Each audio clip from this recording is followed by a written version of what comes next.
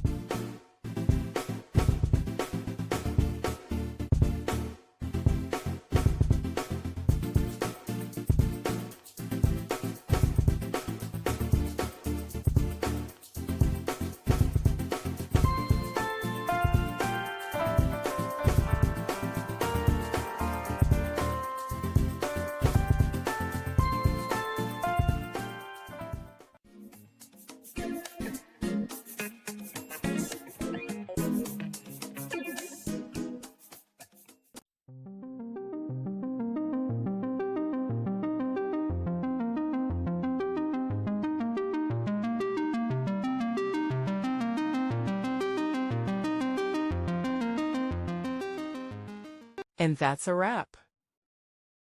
I hope you found the answer you were looking for. If you did, take a second to hit that subscribe button. It really helps out. And let me know in the comments which solution worked best for you. See you next time in the debug zone.